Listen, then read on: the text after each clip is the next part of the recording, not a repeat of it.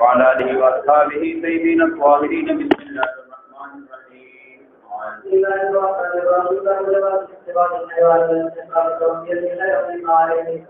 باب دې کو بیان دو جواز اشتراط حیوان کی یو سره حیوان په قرض باندې اخلي دا جایز او باب دې په بیان دو دې کې چې مستحب دې پورواله دې حیوان خیر مما علیه بهتر د اغه نه چې په دې باندې دی او حیوان د چا نه واوته به ته واپس چې ورکې نو اغه نه به بهترین اغه نه پورا اغه نه خبر وتا به ته واپس دا وره او وفي قال حدثنا رقية بن معاوية قال أخبرنا ابن أبي مالك بن أنس بن أبي إياس عن عباس يسأل عن أبي بكر رضي الله تعالى عنه أن رسول الله صلى الله عليه وسلم استبدل من رجل مكن قائلا عن يده إلى سلم كان عطاء فيقي رجلا فقال ليقول فقال نبيا إلا خيار مباين فقال أعطني إياه إن خيار لا يأخذ قال بکر دا هغه اوستوي لیکيږي ځوان اوستوي لیکيږي لکه غلام په انسانانو کې هغه ته ویل کېږي چې هغه ځوان همدارنګه خلوص نو دا بیا اوخو کې ویل کېږي چې کوم ځوان هغه د اوخوي نو هغه کې ویل کېږي نو دلته یو ځوان اوخو نو هغه پیغمبر علیه السلام فرض نو دا وایي وفي قال حدثنا أبو بكر حدثنا خالد بن معتز محمد بن جعفر قال سمعت حدثنا قال قال أبو يسأل من أبي بكر رضي الله تعالى عنه مولى رسول الله صلى الله عليه وسلم قال استدل رسول الله صلى الله عليه وسلم على قوله في غير أنه قال إن غير عباد الله يأخذ القرآن بمعنى دین معلومی پیغمبر علیه السلام فرمایي چې تاسو کې بهترین هغه سره دی چې هغه څه قضا وکړي او به دا ادا کول په خطر کې باندې دا وي دې حدیث نه معلومیږي چې قرض حیوان او اصل دا جائز نبی رسول الله والسلام دا قرض حیوان چې ارستیو دا د حاجت او ضرورت د وجه ځکه پیغمبر علیه السلام خپل پناه او اعوذ بالله من المغرم نبی رسول الله د پناه د قرض نه وستل نو دا سوال چې قرض ولې هغه کېده د حاجت د وجه او بل دې حدیث نه معلومیږي چې قرض حیوان ورکول دا جائز اصل کې دې کې درې مذهب دي امام شافعي مولا امام مالک جمهور علما وایي چې دا جائز قرض حیوانات ټول کې جائز دي اخلي عوض حیوان کې دا جائز خو جاریه وین د فقر باندې غسل دانش یو سره دې هغه سره وین دا هغه مالک دی وته دې فقر باندې اخلي نه جائز دویم مسلک او مذهب هغه امام مزنی دی داوود ظاهری او جریر دی ابن جریر دی هغه وی چې د ویندې د حیوانات ټول قرض دا جائز او دریم مسلک د امام ابو حنیفه رحمه الله او د اهل کوفه او د دې سلامي او شاګردانو هغه وی چې قرض د حیوان بالکل جائز نه قرض یو شی د حیوان نه دا جائز نه او دغه احادیث چې دلته راغلي نو دا ظاهر په دې احادیثو کې دا راځي چې دا قرض حیوان پیغمبر علیه السلام دا اخرته احناف دا غي د پر دلایل مختلف دي اول دا احناف دا وایي چې حیوان په قرض ورکول د قرض اصولنا مخالف چې ته حیوان چاته په قرض باندې ورکې دا د قرض اصولنا خلاف د قرض ته ویل کی قرض ویل کی تملیک شی برد مثله تملیک دی یو شی ته یو سره ولګي دی بل سره مالک او هغه سره به بیرت مثلی کې دا نه مثل بتاتا درته یعنی دا معنا قرض دی ته وی چې یو سره چاته قرض ورکی نو بیا دا هغه مثل به واپس ورکی دا دې مثل او چې کوم شی د ذویل امثال ننوي هغه په قرض باندې نه ورکول چې کوم شی د ذویل امثال ننوي هغه په قرض باندې ورکول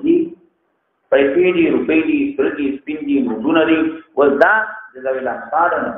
چې دا د ذویل امثال نه ده نو تا پیسې واپس لږ او به واپس لږ ورکې دا ذویل امثال دا لږ او دا هغه لږ یو د دې په مابین هیڅ فرق او تغییر نه او ذویل امثال دا معنا ده چې ذویل امثال به هغه شی چې هغه تعین په وسط سره کېږي دې ته ذویل امثال دا ویل کېږي او حیوان راوخلا د دې تعین په وسط سره دا کېدلی نشي او دویم دلیل احناف د پاردار چې عمر رضی الله تعالی عنہ چې په حیوان کې بیع وسلم نشي کېدلی حیوان کې بیع وسلم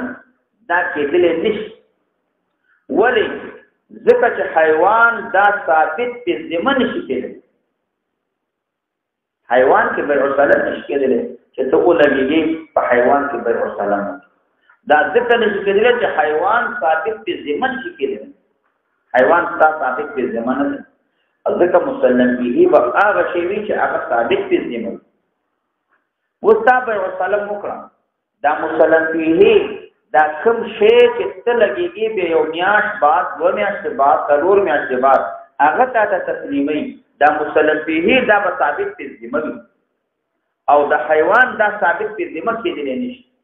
او دا ثابت په ذمه به هغه شی وی چې هغه تعین تو بالوصف یعنی هغه تعین په وصف باندې کېږي هغه ثابت بالذمه نو مسلم فيه به هغه شی چې هغه معلوم بالوصف هغه تعین په وصف سره کېدلی شي نو د حیوان تعین په وصف سره نشي کېدلی نو دغه به وسلم کېدلی شي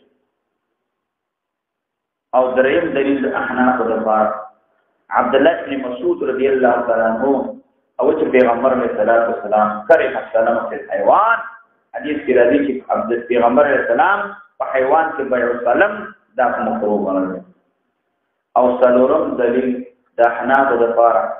هغه حدیث د سمره بن جندب رضی الله تعالی عنہ نهى عن بيع الحيوان بالحيوان بالمثل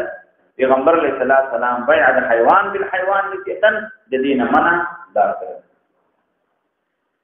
دلته ظاهر دی حدیث نه خدا معلومی چې استسلف رسول الله صلی الله علیه وسلم بکرا بمثله غیر انه قال نبی اسلام په ځان کو دا تخر باندې اخذته او بیا پیغمبر علیه السلام دیوخو دا ورکړی او هغه وخت پیغمبر اسلام ورکړی چې هغه فقط مال پولیسو یو ځوان مضبوط پیغمبر علیه السلام دا ورکړی او په کوم کال کې شروع نو نبی اسلام په واسطه دینه موږ جواب کو دي احادیثونه یو جواب کو چې دا حدیث منسوخ موږ مطلق نه څنګه امام نووي رحمه الله هغه دا وایي چې احناف هغه دعوه د نفس کوي ودعوه النفس بغیر دلیل باطل ودا باطل ځکه امام نووي رحمه الله او شافعي مذهب دي ځکه په دې حجو کې حناف مذهب باندې دې په دې باندې امام شافعي مولا مذهب پر دلیل وي احناف مذهب چې ذکر کی نو اکثر دې کې وایي چې د دې مذهب چې نه مثال باطل دي دعوه د نفس بدا ذکیږي نه احناف ته منسوب من وایو احناف دعوه مطلق نفس نه کوي بلکې احناف وایي چې دا روایت د حدیث سره غره دا منسوب دي نو قرینه ور باندې منع د صحابه ولا چې صحابه منع کړی د چانه د قرب حیوان صحابه منع کړی دا منع د دې دلیل دی چې دا حکم په ابتدا کې وو هغه نه بعد حکم دا منسوخ شوی او دویم جواب چې کوم دی علامه سرخسی رحمه الله هغه کړی علامه سرخسی رحمه الله هغه چې دغه چې نبی رسول الله سلام دا ځان د بار نو امر بلکې دا چې پیغمبر علیه السلام امستو دا د بیت المال د پاره امستو بیت المال د پاره نبی رسول الله ځان د پاره امستو بیت المال د پاره بیا پیغمبر علیه السلام هغه ورکو چې کوم راغی پیغمبر علیه السلام بیت المال ته مال نه غي او راغی بیا نبی رسول الله د بیت المال نه یو چې دنو هغه ورکو ظاهر دا چې قرض معلومي او په حقیقت کې دا د حاکم فیصله و دا د حاکم فیصله و قرض نو ظاهري دا چې معلومي نه حقیقت کې دا قرض نو او دریم جواب علامه کشمیری رحمه الله کړی هغه دا چې پیغمبر علیه السلام هغه دیو نو دا په پیسو باندې بیا نبی صلوات و سلام د هغه پیسو په بدله کې چې د دې په ذمہ باندې وي څوک ورته دا جایز لکه څه ولګي یو میخه ده چې په پیسو باندې چاته واخلي پیسو باندې واغسله دا پیسو وخت برابر نشو 2 لک روپۍ ته میخه واغسله او پیسو باندې پیسو ورکول وخت برابر نه سره نه مطالبه کوي پیر ته څه ولګي یو بل میخه ورته ورکې ستاسو 2 لک روپۍ په ما باندې دي هغه 2 لک روپۍ مقابل کې دغه میخه واغله دا جایز او دا روان نو دا قرض حیوانو نبی صلی الله علیه وسلم پیسو باندې د دې علامه کشمیری رحمه الله د دې جواب د پاره د دریم حدیث چې کوم د ابو هريره نه روایت راغلی دی دا د لپاره مؤید دی دا دریم حدیث چې راځي نو دا مؤید دی د دې دا دریم حدیث ابو هريره راغلی دی هغه نه معلومیږي چې پیغمبر اسلام دا هر هغه دی نبی صلی الله علیه وسلم دا بیع د حیوان په حیوان باندې نه ده وفي قال حدثنا محمد بن بشار قال حدثنا محمد بن جعفر قال حدثنا شعبة قال ابي بكر عن سلمة بن ابي رضي الله عنه قال كان رجل على رسول الله صلى الله عليه وسلم حقا فاعتذر له عبد يقام النبي صلى الله عليه وسلم فقال النبي صلى الله عليه وسلم ان الصائم نحن قال فقال له من شر له سنا فاتوا الى فقالوا إن لا نجد إلا سلم هو خير من سنين فقال بشروا فأعطوه له قال فإن الخير هو خيركم أحسن فلا نبي قال حدثنا بكل قال حدثنا حديث لا عليه فرد كان لرجل على رسول الله صلى الله عليه وسلم حق فأغلظه له نبي فهم دي أصحاب النبي صلى الله عليه وسلم قصد معنى ذلك چې پیغمبر علیه الصلاۃ والسلام د اخرتیو په پیسو باندې اخستي عن علي بن طالب عن ثلاثة إخوان عن علي بن أبي رضي الله تعالى عنه قال رسول الله صلى الله عليه وسلم من الصحابة من الصحابة وقال يا رسول الله عبد المقدام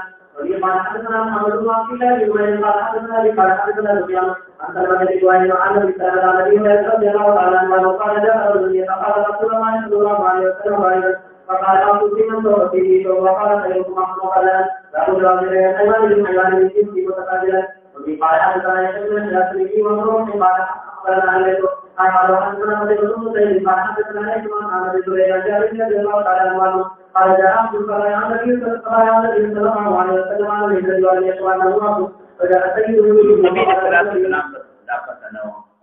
نو د دې دا سردار شو دا مسلمان دی وجه نبی اسلام داوا جو غلامان مقابل کړو او ظاهر دار چې دا مسلمانانو بیع د عبد مسلم د کافر په مقابل کې جایز نه لیکن دا احتمال لري نو چې دا پیغمبر اسلام چې دا دوه غلامان او دا مسلمانان او یادار چې دلته پیغمبر علیه السلام مکارم الاخلاق د اخلاق او کاروا احسان عام پیغمبر اسلام اول دا غلام راغله دی بیعت شو کدا نه امید کو نو دا بد خبره ده نو هجرت اراده هم کړی ده د صحبت اراده هم لري نو نبی صلی الله علیه وسلم دوه غلامان نور واغسلو د دې چې د دې کوم اراده کړی چې اراده کې نقصان دی هغه اراده تام چې ترته ورته پیغمبر اسلام هغه مقابل کې دا دوه غلامان نو دا نو دینه معلومیږي چې یو غلام په دوه غلامانو باندې کول دا جائز دی برابر خبره د قیامت متفق هم جائز دي او کوم مختلف هم جائز او يعني من صار يدين يتدين ثم لا يبايع فلم يبايع على حتى يكون ما هو رجل يكون جرابي من حد التقري به قال حدثنا يحيى بن وبكر بن محمد بن الله ولا كل قال يحيى قال قال حدثنا ابو معاويه عن ابراهيم عن رسول الله صلى الله عليه وسلم قال رسول الله صلى الله عليه وسلم يهودي وعن ابي رفيع فقال رحمه نبی رسول الله یو ځای غاڼه کې کوله ضرورت یو پیغمبر علیه السلام قرآن دینه د يهودینا دارالو دین یو دا مسله معلومه شو چې د يهودیانو سره د الزمو سره د دې سره معاملې پیدا شي د کدي سره کوم معلومه دي د دې په لاس کې د دې مان ته نه اخیدا ځای او بل دا معلومیږي چې پیغمبر علیه السلام د دنیا سره رغبت او مینه نبی رسول الله نو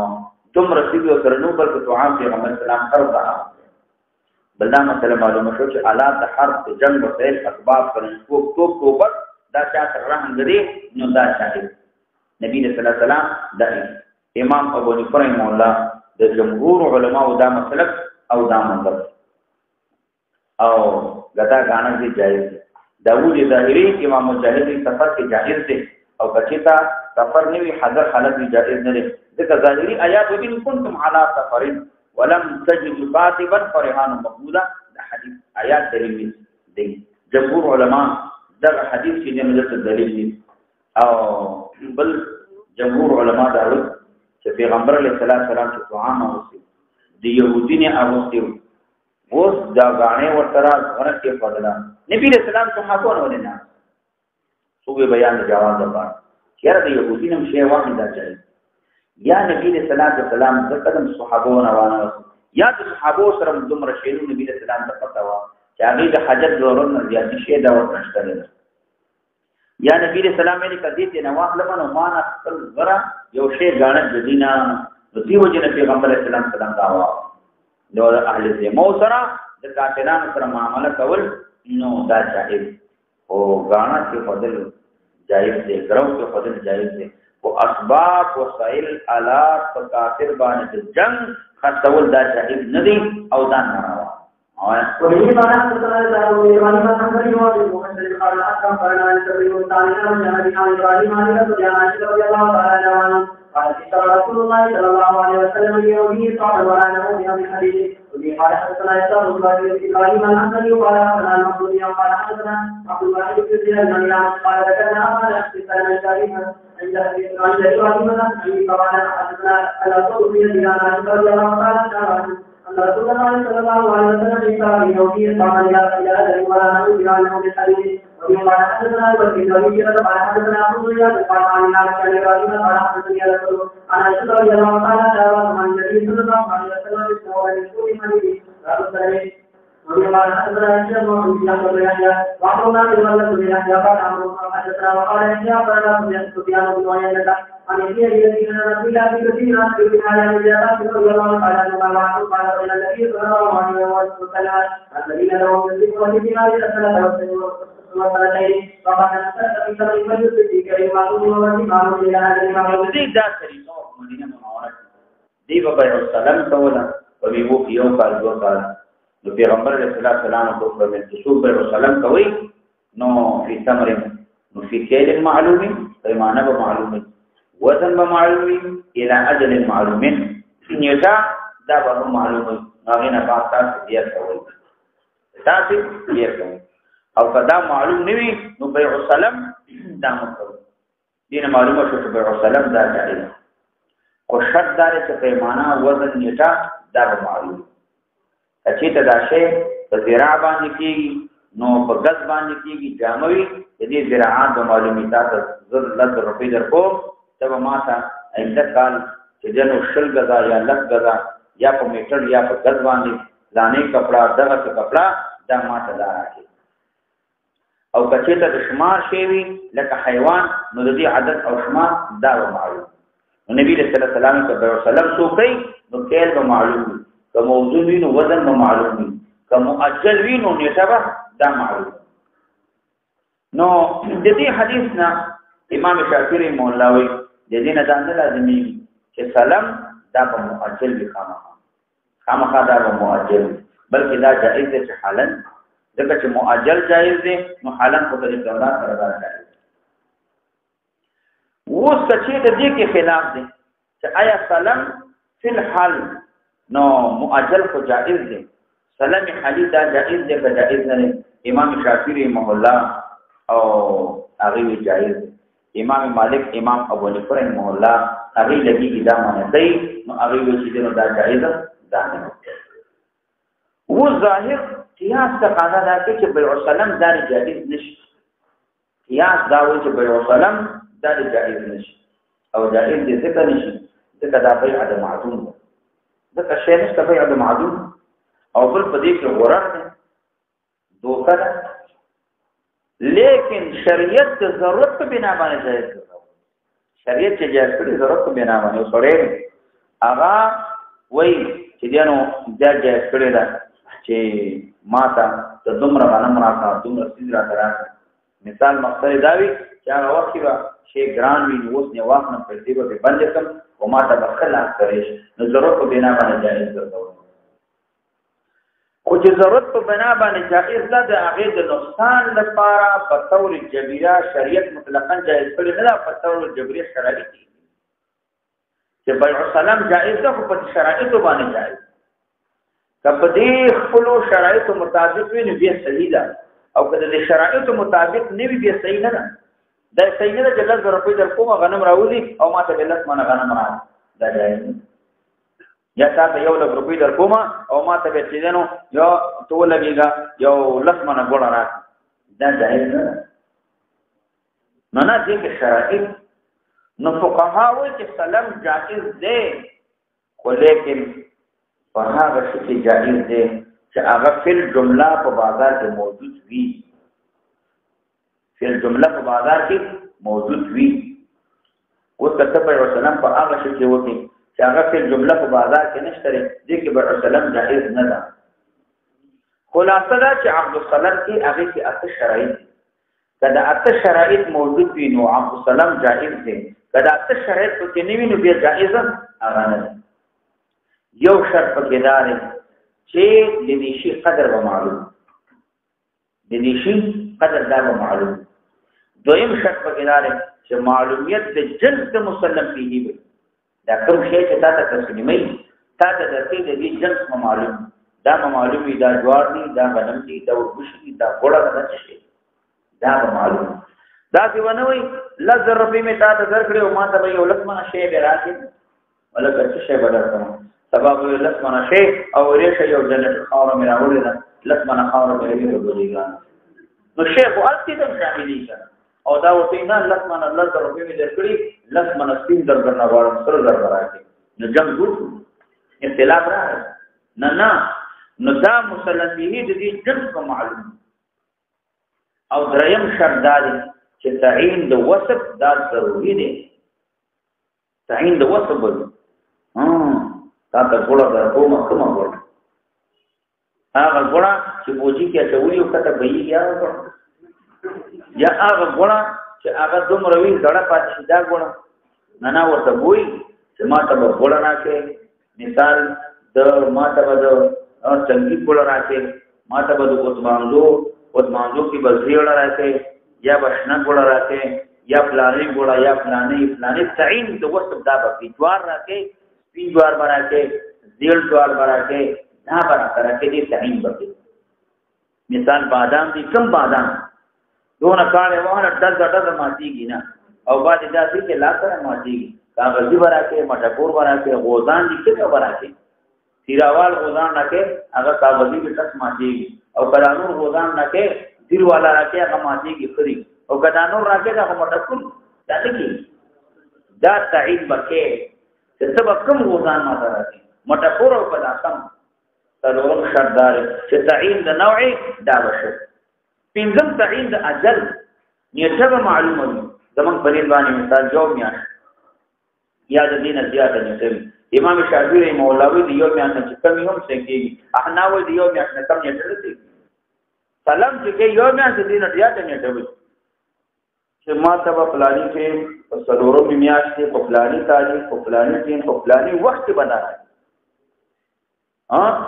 دا براته دا په شرط او شپږم زیاده تسلیم شپږم شردار زیاده تسلیم د مسلم فيه کداغه په حمل کې مشقت کبه چې پروا نه لري په جیبې نه کوته وي ودا دوار دي غنم دي ګوړه ده دې ته سوزکېنی ولغواړي دې باندې خرچه راځي هغه ورته وایي ما ته کوړ ته راوړم هغه ته زما کوړ ته برابر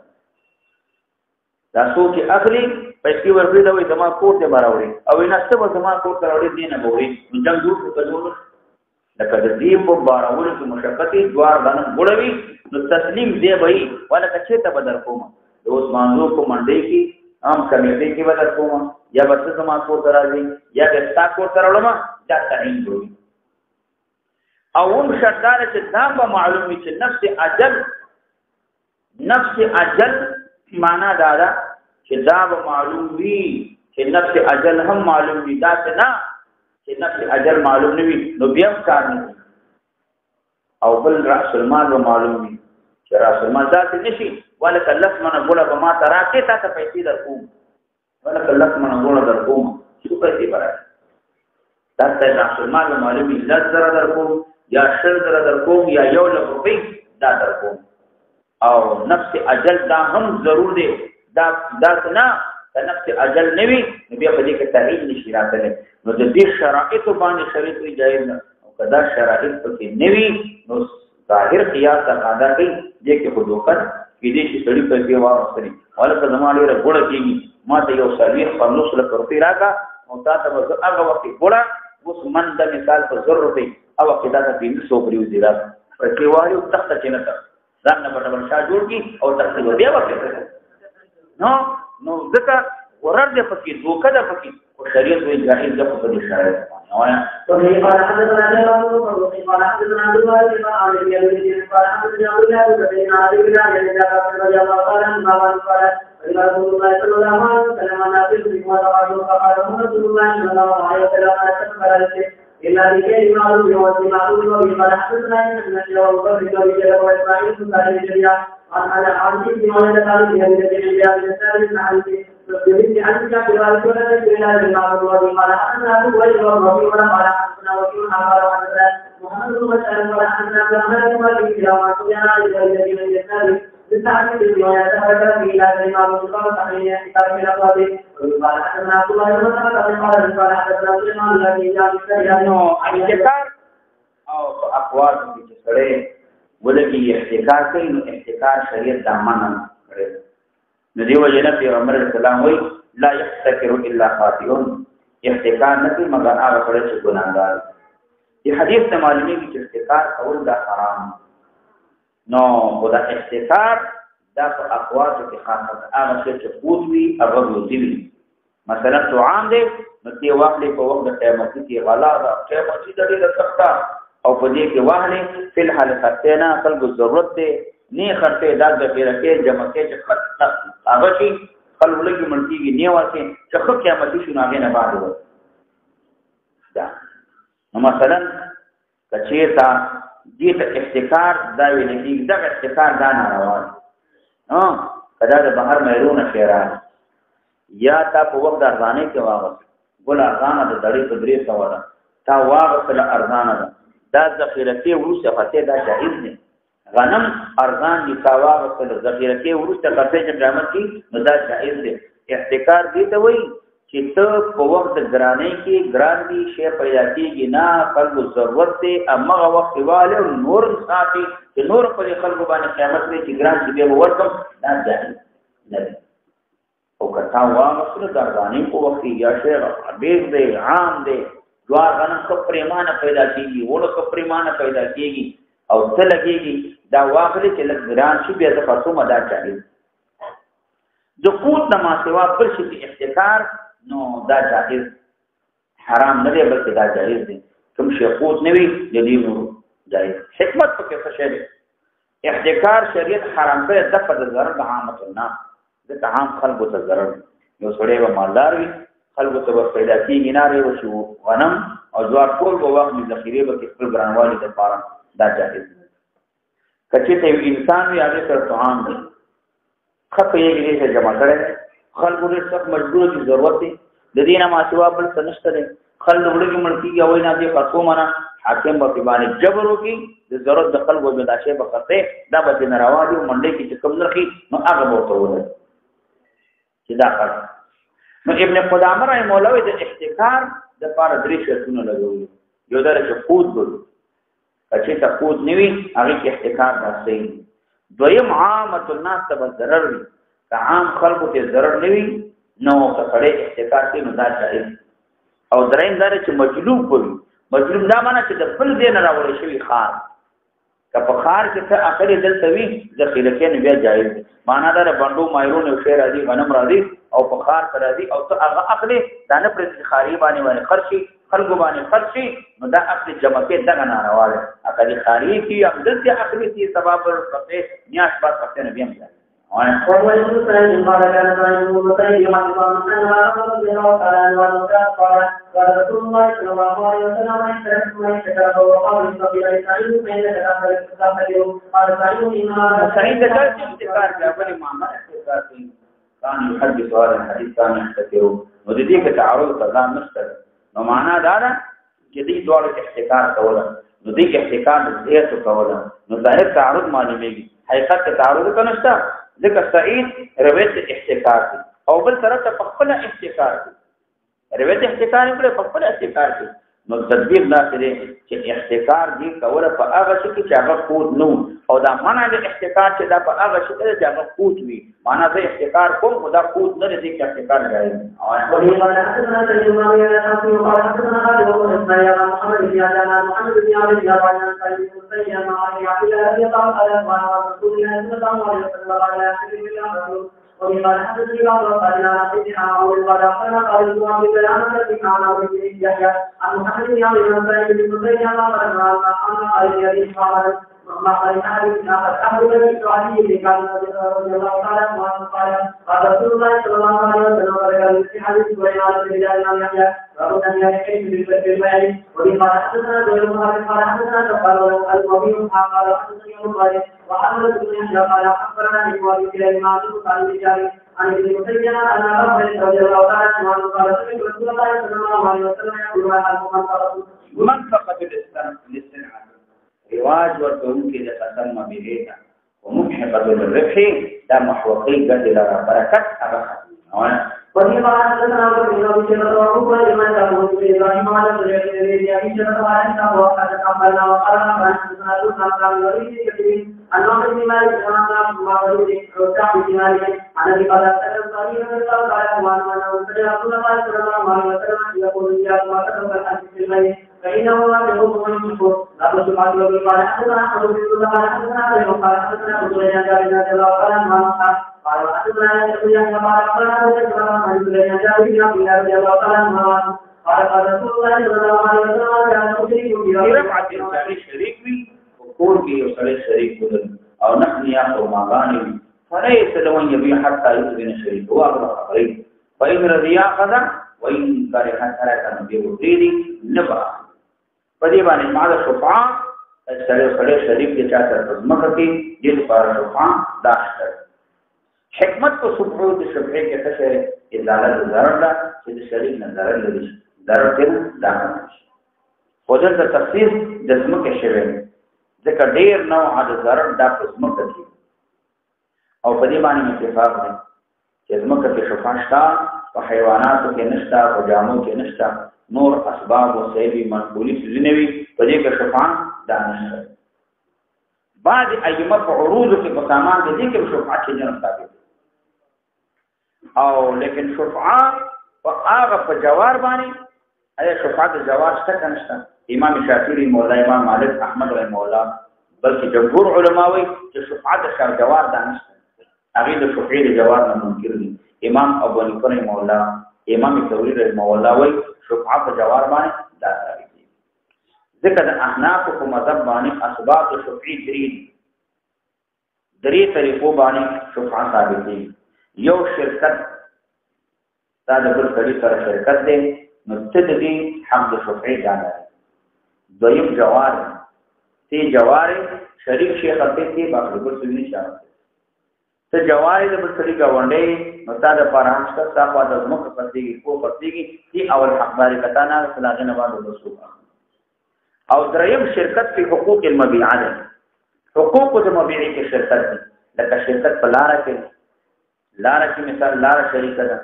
نو د دوه کورونو په مابین کې لار ته د بل سړي شریک ده نو هغه خپل چې لار خطي تی حقداري وته د لار نه یا شرکت په مسیر المال نو الته والده هغه توبر رواني دی تا دوړو شریک او زه د خپل حصہ والا خصومه ته حقدار سی باخله کته نه غتل نه غیره بعد خپل حصہ بل چا باندې داخل کوي و زاده چې عقار زمکدا او هغه قابل د قسمت نوي نو دې کې شفاعت کنه زمکدا عقار د زمکدا او قابل د تقسیم نه ده یعنی زمکدا څومره لګره چې تقسیم قبلینا په دې کې شفاعت کنه زمونږه مذهب دار امام مالک رحمه الله مطلب مذهب دار چې په دې کې شفاعت ده امام شافعي رحمه الله په دې کې شفاعت نشته دلیل امام شافعي رحمه الله د حدیث د باب د په کل شرکت لم تقسم او تقسیمی گنا په دې کې شرکت ده او تقسیمی گنا په دې کې شفاعت نشته دا حدیث امام شافعي رحمه الله لپاره هغه لپاره دلیل دی په کل شرکت لم تقسم ربعه او حایکم کاغذ پوروي کاغذ دیواجی تقسیم نه قبلې په دې کې شفاعت دانشته لیکن من احناف مذهب وایي چې شفاعت داشته د دې حدیث د احناف جواب کو نو موږ جواب کو چې د دې نه دا معلومیږي چې تقسیم شوی نوي لم تقسم ربعه لم تقسم شرکت لم تقسم شرکت دې خو تقسیم شوی نه دی نه شفاعت کې دا نه معلومیږي شفاعت کې ثابت ده زمو ستا په مابین کې زمکدا جایداد دې جنه معلومی کې تقسیم شوی نوي دینه دا نه معلومیږي چې شبهه کې ثابت نه شبهه په کښته خو زمکه د شریکه تقسیم شوی نه ده په دې کې شبهه شته د احناف لپاره چې شفاعت د جواز لپاره وي هغه حدیث دی چې کوم د رافع رضی الله عنه روایت دی الجار احق بثقبه بل روایت کې راځي الجار احق بشفعته جابر رضی الله عنه روایت دی جار الدار احق بالدار دا د احناف لپاره دلیل دی او همدارنګه مدعا چې دنو عقلا ثابتو مونږ یا اثر ثابت هغه داسې چې ځکه ګور احناف چې دینو دی چې قیاس کوي یا دی نظر وی یا امام طحاوی رحمه الله ویلي چې په دلایل به ثابت کړه هغه نه بعد به نظر او قیاس وي دا قیاس باندې شی ثابتول په نظر باندې شی ثابتول عقلا شی ثابتول چې هغه سلمن عقل ونلري هغه نه ثابتول دا ګوره دا د کمال عقل دلیل دی چې دی خو ودانه نه یوازې په عقل باندې ثابت وګوره جابر الجار احق بالدار الجار احق بشفعته دار وي هذه احاديث خو احنا وای چې عقلا ثابت او عقلا دا شفعینا مخصوص شي دفع ضرر دفع ایذا ضرر لکه څنګه په زمکه کې دا امدارنګ په شرکت کې دا امدارنګ په جار کې دا غوډېر او هغه چې نو پر کړي واغه بد اخلاق بدخوي سره راغی تاسو مکه او هغه یو سړی واغه سره تاسو گاون کې هغه یو حرام ټول سره دې پیله به ویل کده موږ په شان دا ټول پټه به تورس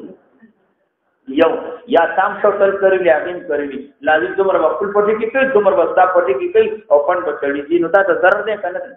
ځکه حناوي دا ته په ضرر دی د په ضرر لکه څنګه چې په اقرار کې دي همدانه شرکت کې دي همدانه په جوار کې هم د په ضرر او په دې باندې حدثنا ورته ورته الله محمد بن عبد الله بن ابي مسعود رضي الله عنه قال قال فقال ما حدثنا عبد الله بن قال حدثنا زبير بن جابر رضي الله تعالى عنه قال رسول الله صلى الله عليه وسلم يشفع بجبريل الكريم انفسا قال الله عليه لا يحل له وليا خير حتى يمكن ليس شريكا وان شاء وان شاء فاذا دعا ولم يدين الله امره وقال حدثنا ابو بكر قال اخبرنا نجوى بن ابي بن نبي اخبرنا انه كان اذا من جابر بن عبد الله رضي الله تعالى عنه ومن يقول قال رسول الله صلى الله عليه وسلم عن رسول الله قال الله قال لا يصح ولا حتى لو اذا نزل في بيان ظاهر حكم عام والدي لکه دلته نبی من کان له شریک مسلمان ته دې ته ټول شامل دي د دې شفاعت مسلمان باندې ثابت ده لکه څنګه مسلمان شفاعت د دې باندې ثابت ده جمهور علما دا وایي دا ثابت دي امام احمد رحمه الله وینا شفاعت د دې مسلمان نه موږ د مسلمان په دې د دې په مسلمان دا ثابت دي دوی دا ثابت دي نه همدارنګه شفاعت دیو عربی له بلدی باندې په عربي باندې نو دا ثابت دي امام هغه امام شافعي رحمه الله امام شافعي اول شفاعت هغه چا د پرنس په خاطر دي اطراف د باندې مېری ډېر هغه حق لري لري جمهور علما وینا بلدی په چا باندې مصری په بلدی باندې حق شفعي هغه دار او خلینا شریک صاحب دې هغه حتى یو دینه دا شریک دا خبرې نو معنا دار دې روانه لري چې دې خط کی شریک خبرې نه نو لیکن دا خبره ولي دا مستحب دې خبرې دي او به په دې کې اختلاف دی هغه خبر شو نه هغه نه بعد دې احسن اول به نه اخلم دی هغه نه بعد دې اخلم نو شو حکم سره جمهور علما وسم دا حق لري یا اخلم بل واقع وسم حق لري جمهور علما امام ثوري ابو عبيد یو طائفه علما وینا مستحق اخذ نه لري چې ویل نه اخلم نو دا صحیح حق دی هغه سره او جمهور علما وینا اخلم پیسې نه وي وته اخلم پیسې لا سره وته فما جلنا في جدار جاري ولي قال حدثنا شافعي عن قال علي بن جابر عن عبد رضي الله تعالى عنه أن رسول الله صلى الله عليه وسلم قال إنه أحد جاء فيعلم في جداره قال سمعته وبصره ويرى ما يراكم أن أنوي الله يا مسألة رشي وجدان مستحب دي سوري بڑی په دیوال باندې درګي یو خط په نماز دا مستحب دي او کني دې نو په حکم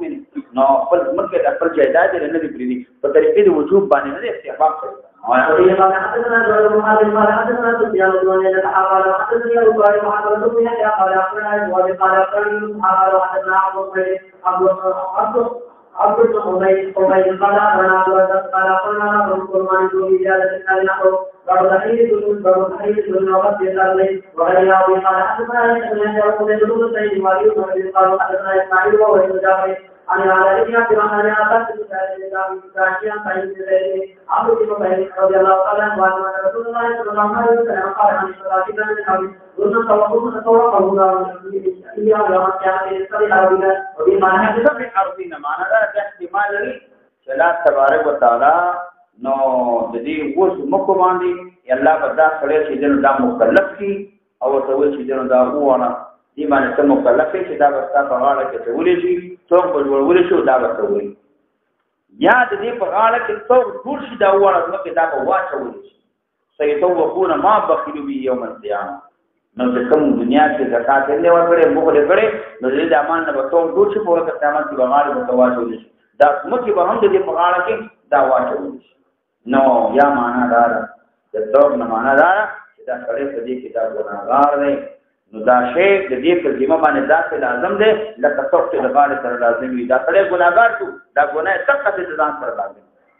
وبما أنزلنا أقبلنا يا قلنا الله وقال حدثني محمد بن عبد الله حدثنا قال بذلك يعني وقال بذلك فجاء قال أن أرواحنا في بعض ذلك قال دعونا وندعونا وليا فإن رسول الله صلى الله عليه وسلم يقولون على شباب من الأولاد وفي قوله في سريان يوم القيامة اللهم إن كانت كلمة الصالح فأخذ الصلاة وجل أولا في ذلك قال رأيت فرأيت وأولياء تسلسل بكرة تقول أصابت بدعوة الله فبينما هي تمشي في ذلك ما رد على ذلك وقالت فيها فكانت قولها دعاء دې قبول شو سعيد رضی الله عنه کله پناه کې الله د دوه دعاګانې کړې نو پناه په څوڼه دعاګانې کړې وبه قال حدثنا رضي الله عنه قال حدثنا عبد الله بن شاكر وقال علي أن أرى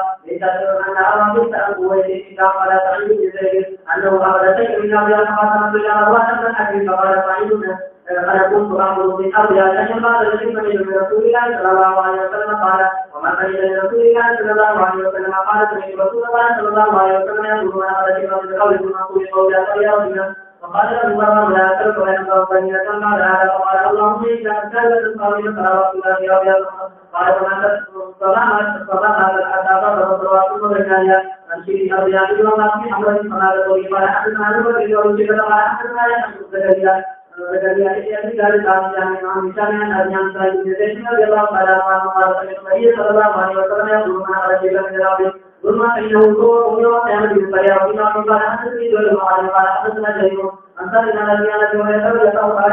قال رسول الله صلى الله عليه وسلم لا يقول إذا من الأرض إلى إلا بما أنزل الله إلى سبيل ربنا يوم القيامة وبما حدثنا أحمد بن محمد وما حدثنا بن ربيعة عن الوالد قال حدثنا أبو بكر بن شداد قال حدثنا نحن وابن كثير محمد بن إبراهيم عن أبي حفظه وكان بين قوم خطوبة في أمر وأنه دخل على رسول الله تعالى عنه وذكر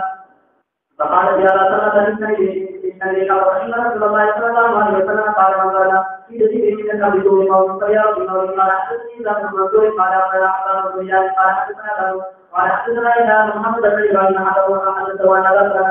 حدث من ذكر على رسول الله قال أنا وأن فذكر يوم وقد من اختلاف اتفاق وګړي راځي مخکې مسله پیدا شوه اختلاف د قوم راغی لا وقولو پرې وزرا عذاب پرې او کلار پټاوه نو څنګه بنا لار پټاوه کې بنا او اتفاق په یو شی باندې وګو نو دا د قوم اتفاق څومره لار پرې خدلا نو ډیره وعلي قال حدثنا أبو سعيد بن زيد بن حسين قال الكحلي قال حدثنا أبو العزيز بن عبد العزيز بن مختار قال حدثنا خالد بن فتاوى قال حديث من يعبد الله الذي كان يقول رضي الله تعالى عنه وعن النبي صلى الله عليه وسلم قال إذا اختلفوا في بيت ويعيد سبعة إلى القرآن. الحمد لله رب العالمين والصلاة والسلام على محمد وآله وأصحابه أجمعين الذين لهم معافي تفسيرات المعافي تاجرون بإيمان كامل تمسين بمشكلات الإشعان المصاب الله لا علاج مرضون المصاب علاج طالبان ثم الذي ثم مشكلات الله مشكلات طول حلقي ناس كرامات طول عمري الله عبادته ثم مقصد para بيان الكاميات ثم كل خاتمه بإيمان كامل jadi ahadits mubarak wa ilmu muslim to kus Allah jadi jasini jadi badunna ahadits wa ilmu man Allah munawar Allah maqul fi sadaqi wa ta'amal ko to nasib ki Allah maqul hafizu ko qawat paida Allah zaman amalun ikhlas paida zaman betul amal Allah beliau subhanahu wa ta'ala اهل اسلام مجاهدین کامیاب کړل